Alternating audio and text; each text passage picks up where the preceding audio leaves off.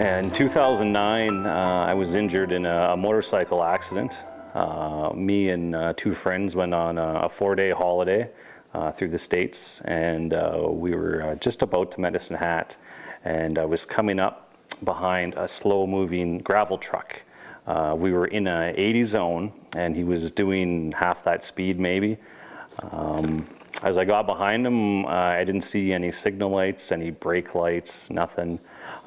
So I went to go pass him, and pretty much when I got right beside him, he decided to turn left to go down a range road. And I didn't have any time to stop, nowhere to turn around him. I braked as hard as I could, and I ended up hitting him head first. Me and my wife, who was 7 months pregnant at that time, we were both airlifted to Foothills Medical Center in Calgary, and then they found out there that I broke 5 vertebrae. The vertebrae, the T2, is right at my armpit, so I have no movement from below my armpits, no sensation. Kind of after the accident, and you go through everything you have mentally,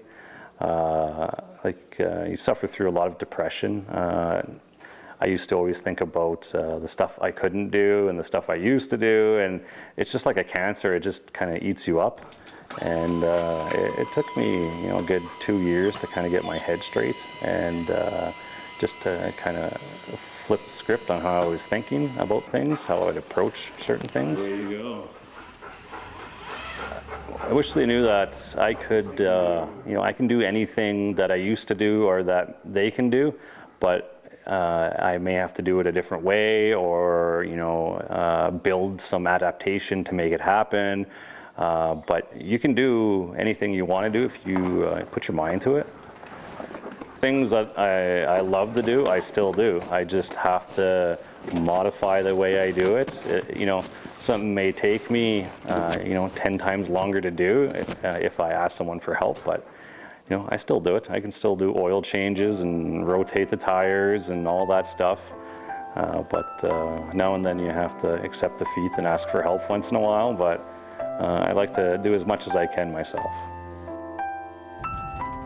December 2nd of '96, I was actually down by my bins, and I got myself caught up in the PTO shaft on a grain auger. And I have, of course, adapted hopefully quite well over the number of years, and that was just about 21 years ago.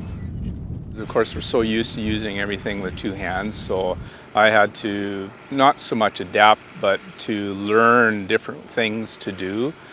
Basic, tying your shoelaces, putting your clothes on, buckling the belt and zipping up zippers, all those type of things. So after a while, I did end up getting more used to it, but it was still at times challenging. We can still do all the different things that are in front of us, and yes, there are some challenges with it, but yet we can still lift our heads up and carry on our day-to-day and our work, in our play, and love of family. Just that it's nice to see that people can accept that.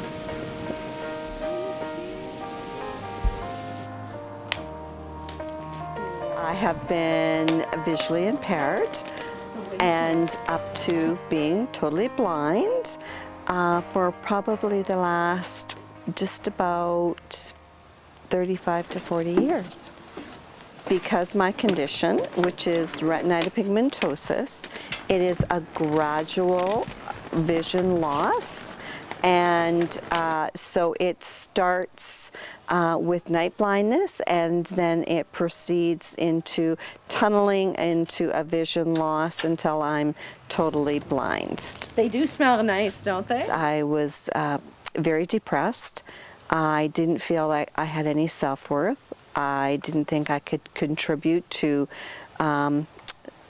society or contribute to financial well-being in our household. as a mother or as a wife. I felt that I had really lots of failings and really started into severe depression. And so I made the decision then that I was tired of that. I didn't want to live in that situation, and recruited into the CNIB as needing some help from some of the service workers. So I started with orientation and mobility, which gave me some independence of working with a cane and moving forward. I started volunteering for 4 days a week, and that actually gave me a really good sense of self-worth. I think that's something really, really important to people who have any type of disability. You still have to have a good sense of self-worth.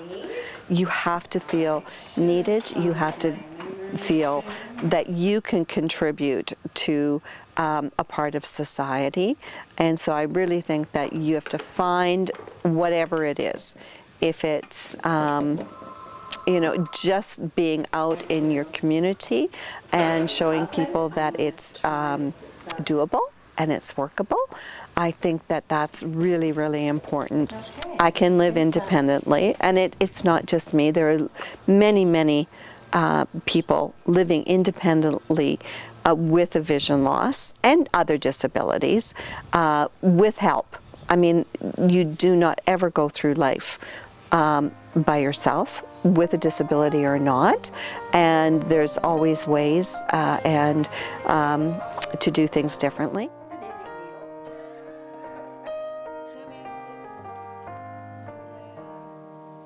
Who I am, someone you see every day at school, eating lunch alone.